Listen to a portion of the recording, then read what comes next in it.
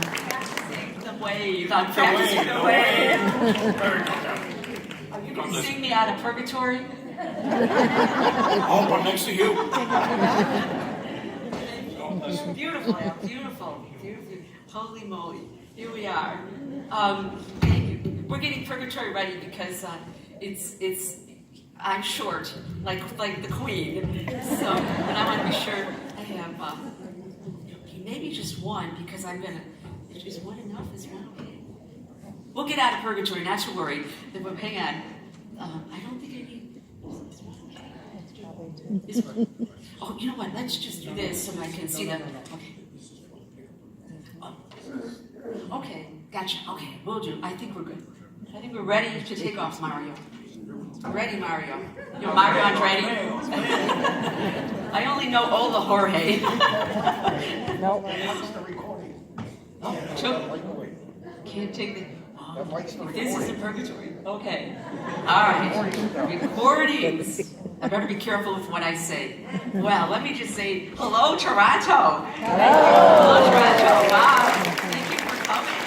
You know, I think you sent the good weather to England, and you brought Purgatory for the Purgatory Lady. A little bit misty, some rain, chilly, but I was watching the. I figured this is as close as you can get to England because Megan was here, I think, filming her series. I forget. I think it's called Sweets. Suits. I call it Sweets. How much I watch TV.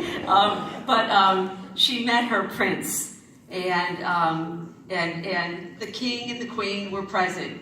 And I thought, well, who's going to be present at this conference? We do have the Queen. We have the Queen of Peace with us. We have the King of the Universe with us. So I think we're good. So thank you for having me. And special thanks for Henry, wherever Henry is. He did a phenomenal job. Are you there, Henry? I don't see. I see. There he goes. There he is. Hey, Henry. God bless you, Henry. This is a lot of work. And look who came out. All of you came out. Thank you for doing that. Hang on, I'm all mic'd up here. Let's see. Okay, so a very pleasure and honor to be here. And again, thank you for coming out in this. You'll get credit, Purgatory credit, discount. If you get to Purgatory, just ask for Pete. There's a 1-800 number. You'll be okay. Okay. So let me just share with you how I got involved and reminisce, because I didn't choose this. Believe me, I was having my own little plan, and I had worked in high school, taught high school, and I was in the corporate world, and then worked for a nonprofit for many years, and then this disappeared, actually, literally. But I did go on a pilgrimage. I did go to Medjugorje, and I know that has not been approved yet. So I'm just going to give you a little bit about what happened in my own experience, because I can't speak for anybody else. I can only say to you what happened to me, and that's really, in all honesty, how I got involved. And we do talk about it, but it's not mentioned. We talk about it in the book, Praying with the Saints for the Holy Souls, but at this point in time, we don't mention it because we're waiting on Pope Francis. So, but I did go. And I did experience some supernatural things. I did see the sun pulsate. I did see my rosary turn to gold. And but what was interesting is that prior to that trip, why did I go? Because my mother planted the seed in our young hearts. There were 7 of us, and she planted the seed of the rosary, and we played Mass with my brother. Of course, he was the priest, and we were the servers, me and my sister. And she had she was head of the Altoon Rosary Society. We had the Last Supper, in the hallway. So there was always, as Mother Angelica would say, holy reminders everywhere. And so that seed was planted in our young hearts, and it doesn't go away. So don't be afraid if you see your young ones going to the left or to the right. Mama has a short chain, and they're not going to go far. Your job is to pray for them and to love them and keep the door open. But I did get. In 1993, I was involved in a car accident. I was hit by a cab in 1983, and I almost got killed. I was walking in the street, and I fell. He was coming at me, and I fell on the hood of the car, and the hood it hit me again, and it was a good thing because it was the second hit that threw me 50 feet away from the cab. But I ended up with a serious leg damage, and the good news is, I still have 2 legs, 2 arms, and 2 eyes.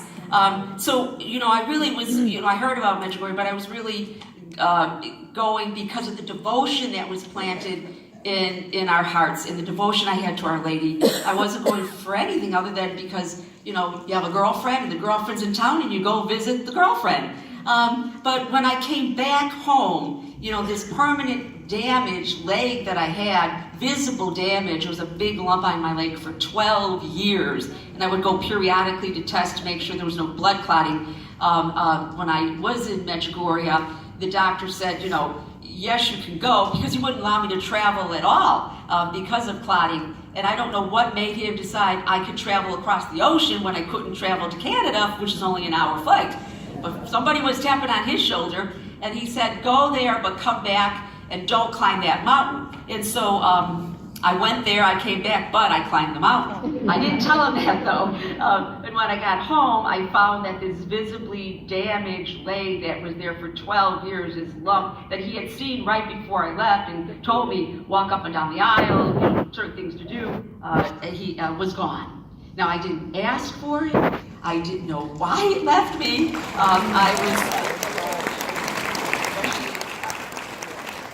Obviously they had a plan, and so I was shocked.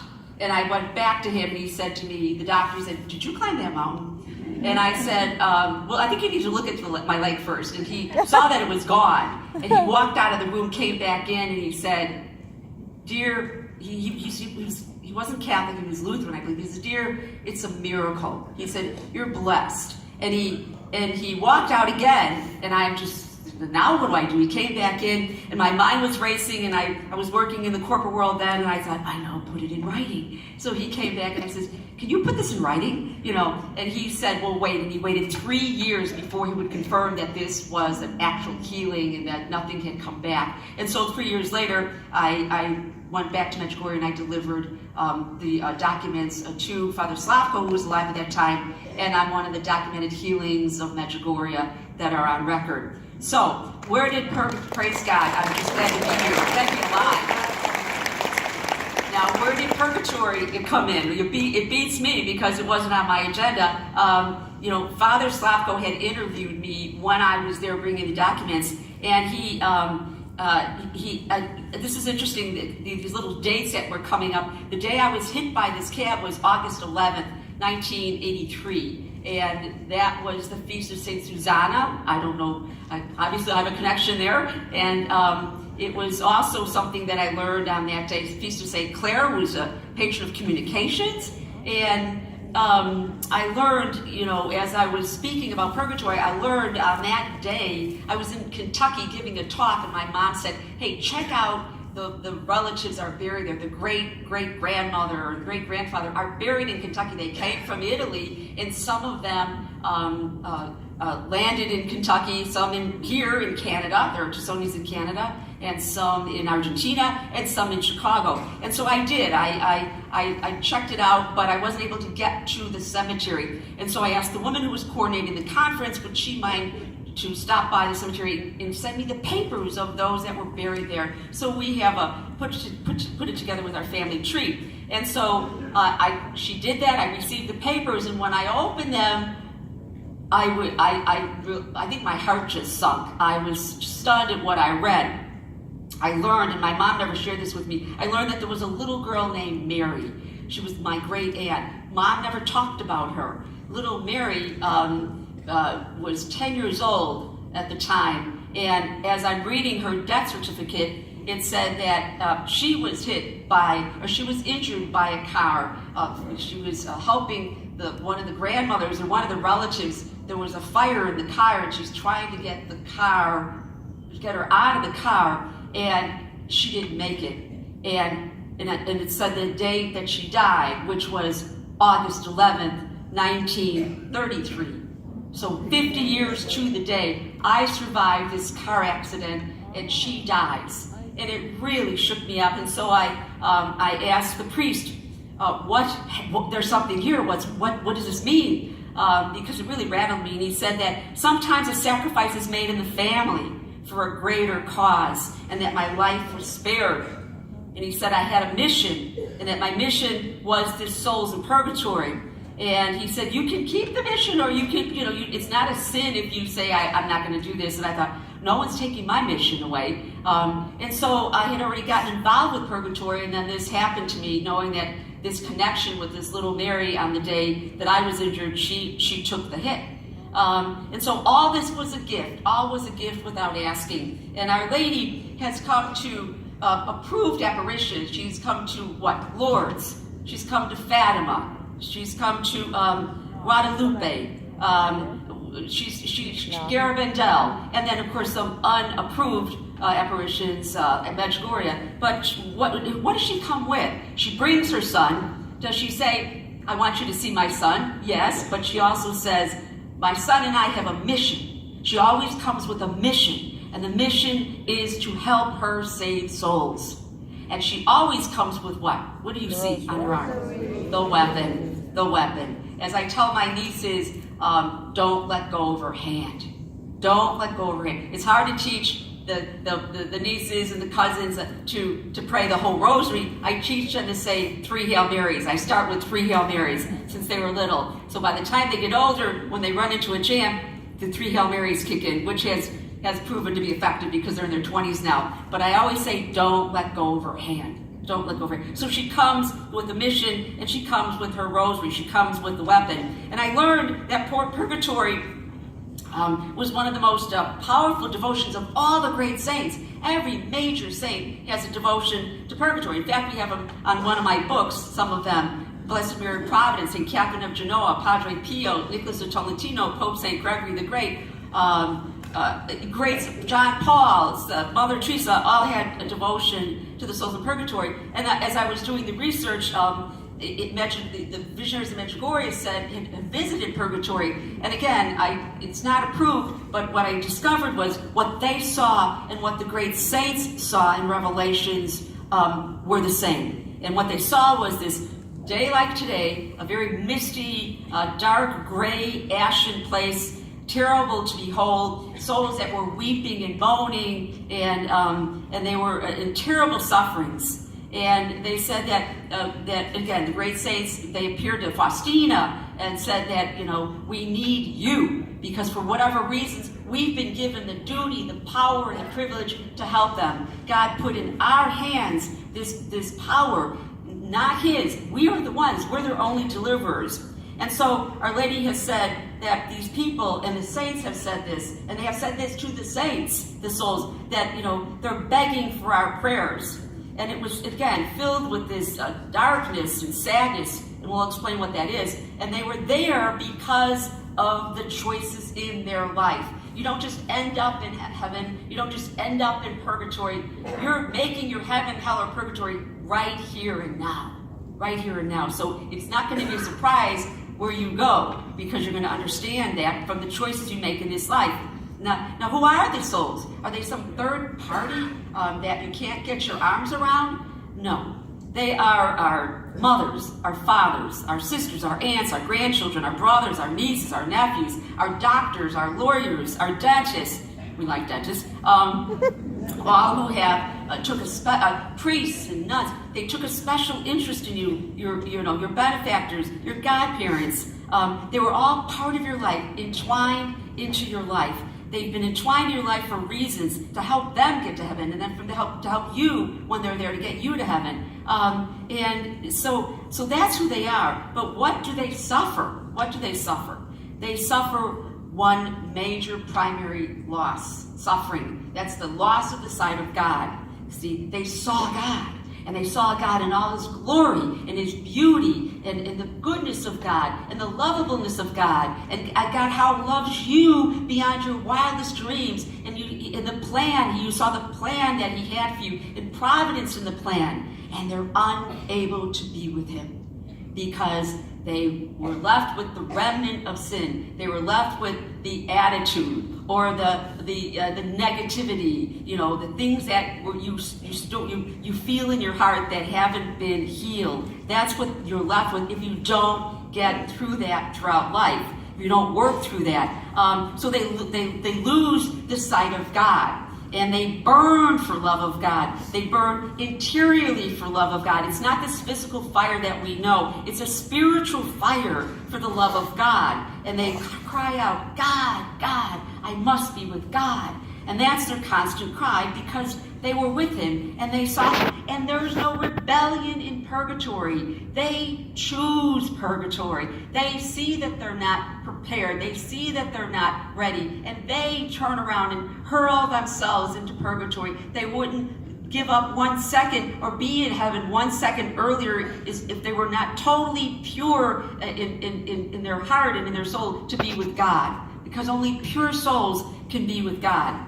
So the bottom line is they can't help themselves. Why? Because once the soul leaves God, leaves the body, the time of merit ends. Okay? Once your soul departs and it shoots to God like a magnet, like metal to a magnet, you are either going to be paying a debt, hopefully not in hell, or in heaven. And the merit ceases at that point. However, we, for whatever reasons, we're their only resource. We alone are their deliverers. We alone can suffer. We can merit. We can offer masses. We can make sacrifices. We can release them. Heaven encourages them, and we deliver them.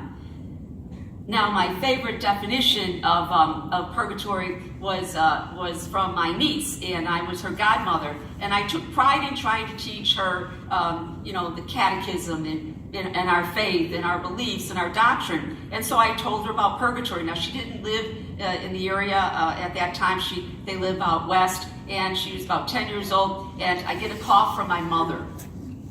And my mother says to me, she's Italian, Susanna, yes, Mom, Angela told me there's only 3 places that you can go. And I said, yep. And she says, Angela proceeds to say, heaven, yep, hell, yep, and puberty. Puberty? I said, puberty? I said, well, Mom, there's my teaching career. And I said, well, I think maybe sometimes that purgatory is worse than puberty. But she understood the concept. It's this growing pains. It's this leap into celestial joy. And so we need to give them this joy. Now, we talk about abandoned souls. We hear about abandoned souls all the time. But, my question was, well, who are they? Pray for the most abandoned souls. Well, who are the most abandoned souls? You really can come down to 2 groups. You can come down to 2 groups. Those that don't believe in the doctrine of purgatory, of course. Our Protestant brothers and sisters that don't believe. And so they suffer. They suffer longer because they don't have family members that are not praying for them. So, many times, when we're passing the cemeteries, whatever faith it is, you pray for those souls. You say the eternal rest prayer for them. When you're in the cemetery, sprinkle holy water around the graves, and those that, not only your family and your loved ones, but those that are around you and throughout the cemetery. So that's the first group. The second group are consecrated priests and religious, because we tend to canonize them. We canonize everybody, actually, when they die. I'm sure you heard, during funeral masses and at wakes, they've suffered enough. They are in heaven. They're with God. Well, you don't want to offend somebody and say, yeah, I don't know about that. You don't want to do that there. But that's the that seems to be the mindset. And the mindset is really not accurate. It's because we're not God and we can't judge the soul. We don't know if the soul is perfectly lined up with God's will. We don't know that. So, what do you try to do? You pray for them. You pray for the souls. You make sure, you pray for the grace of a happy death. What's the grace of a happy death? Is it to die with a smile on your face? Well, that would be nice, but it's not to die. I'll tell you what it's not. It's not to die in the state of, is Canada a state? I think so. Yeah. Not to die, well, let's just say, I'll do it this way. Not to die in the state of Illinois, but to die in the state of grace, okay? You want to die in the state of grace, and you have to petition God to do that. You have to petition God to have all your family members, past, present, future, until from the beginning of time, to have this grace. What's the way to do that? First Fridays, first Saturdays. Our Lady promises. She promises. She doesn't break her promise, and he doesn't mess with his mother. He always listens to his mother. So that's one way of helping, your family and your loved ones. I've been doing them for over 35 years. Even when I was going to surgery, which was the first Friday, I told the surgeon, got to have communion. I'm going to get it. If I die, I'll die with communion. But it's that a very powerful devotion. Many promises are attached to that. And it also helps to speed up. Our Lady requested the first Saturdays, and why? To help for peace in the world. So circle your calendars and pray and do these special devotions that were given to us from our Lord and Our Lady. First Fridays and first Saturdays. So those are the most abandoned souls. Priest, consecrated, religious. In fact, there's a story where there's a special devotion that's prayed in Italy, and they pray a chaplet for the priest in Italy. You can pray, you can make up your own prayers. It doesn't have to be a specific thing. The key thing is pray for priests and consecrated religious. But this woman was praying for them, and one day her husband got sick, and she wasn't able to pray for them. And so she was busy trying to take care of him, and she was so exhausted one afternoon she fell asleep. And then when she woke up in the room was filled with these priests of every shape and size from every country, and they were standing there looking at her, every age. And she said, "What do you want from me?" And the young priest came up and said, "Why did you stop praying for us? We need the precious blood of Jesus." He said, "You, the living, can do everything for us, and we can do everything for you. It's an exchange of prayers." So I pray in a very special way for priests and consecrated religious, and I'll share more about that in a special way with what Faustina says about them in this afternoon's talk. But have a special devotion for consecrated priests and religious. They give us Jesus. They absolve us from our sins. When I'm, on my deathbed, I don't need to see the ex-boyfriend. I want to see the priest. So I'm making sure I'm praying for these to see these priests, because I want to see the collar when I'm heading out. So in a very special way, we have to pray for our priests and consecrated religious. So so there were fruits of this mission that I was given, and I just want to share what they are. And the first fruit is how do you pray for them? How do you pray for our friends, our beloved sisters and aunts and uncles? The first, and I call them the pillars, the most powerful, most effective, the highest form of worship, the highest act of prayer is the Mass. The Mass. They need the body and blood of Jesus. Many people go to Mass, but they don't think to offer that Mass for them.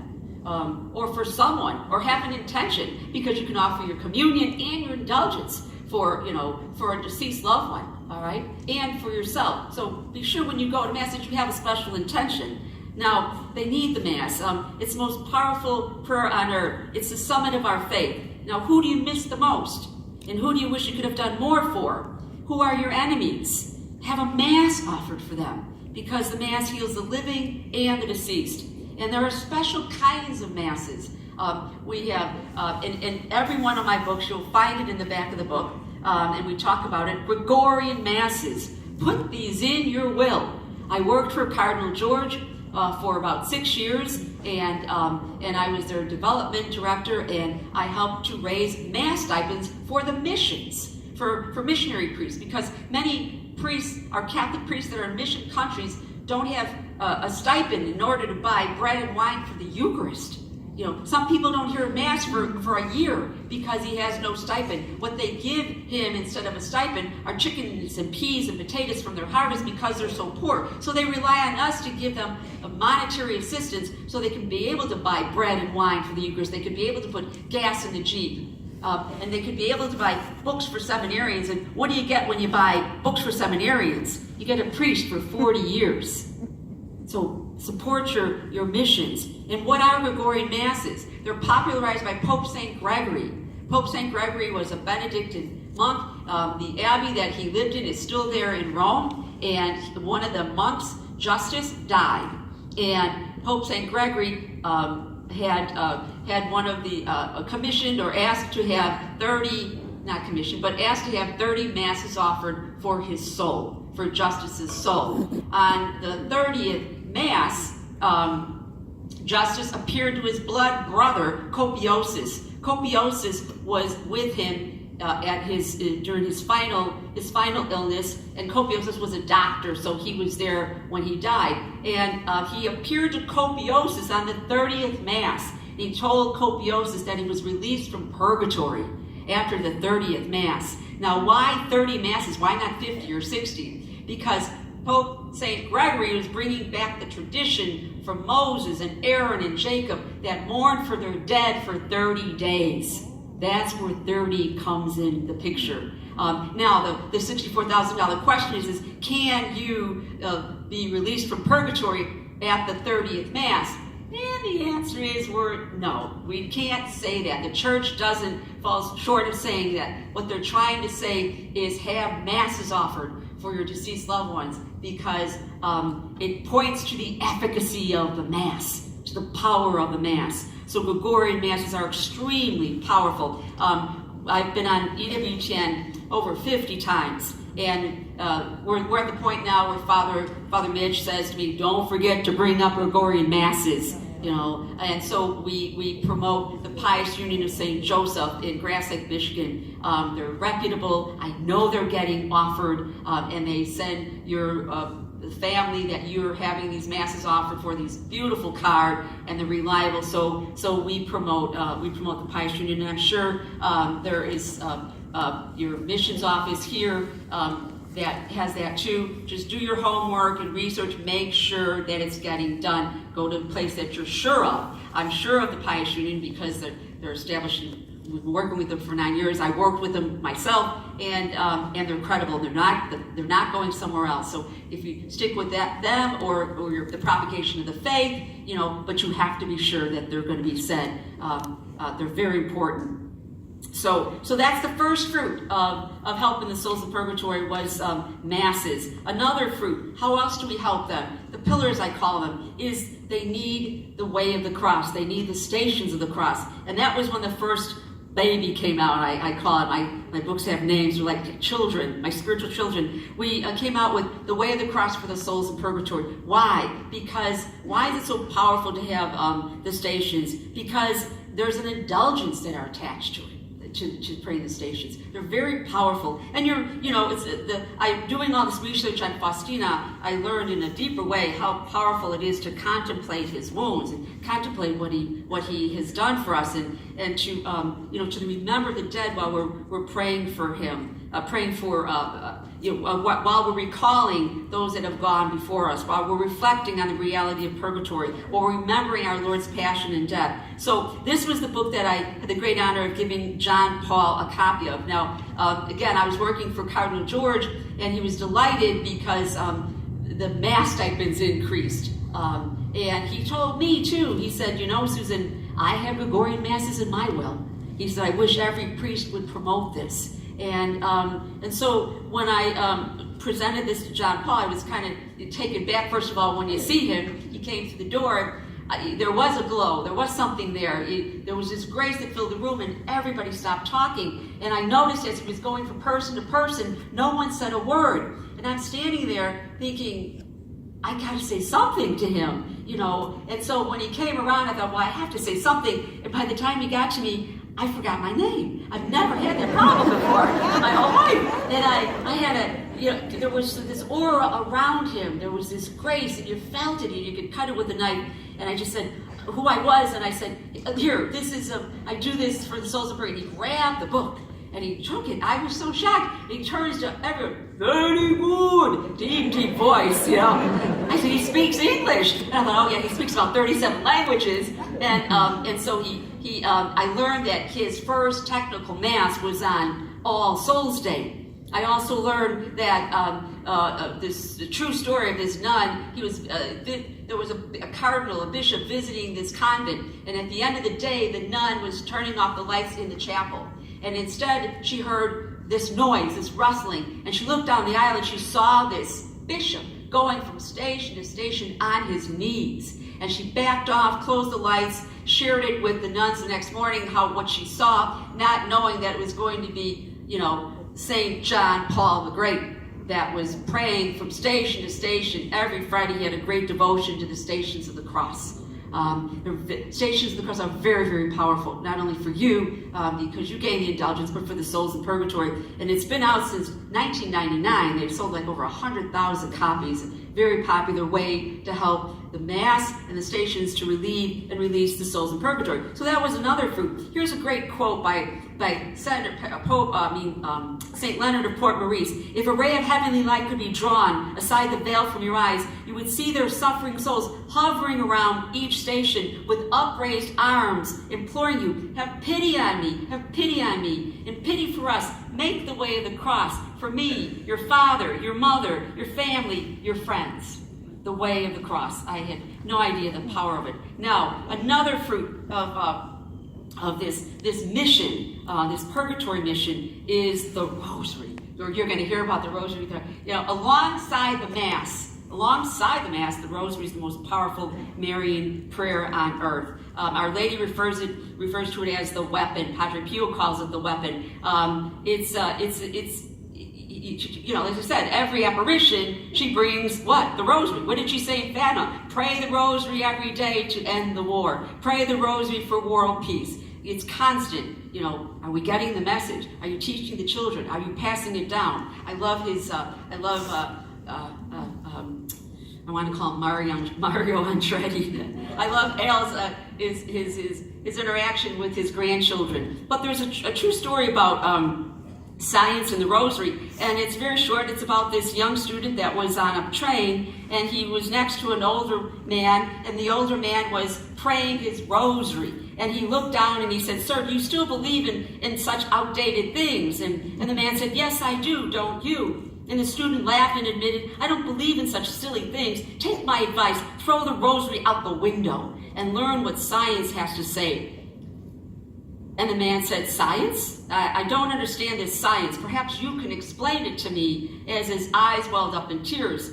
And the university student noticed that the man was deeply moved, and to avoid having any more further, hurting his feelings, he said, "Look, I'll send you some literature. Give me your card." So he reached down in his pocket, and he pulls out a card, and he hands the card to the university student, and the student looked at the card on reading it, and he was speechless because it read, "Louis Pasteur, Director of the Institute of Scientific Research." Go Louis! Go Louis! Don't leave home without the rosary. The rosary. Now again, I'm not saying, again, qualifying, Medjugorje is not approved, but I have to share this with you. This has been on radio in Chicago, this story a couple times. On August 14th, 1989, a Japanese scientist took his Geiger counter to Apparition Hill, Medjugorje, to register radioactivity on the hill. It read 10.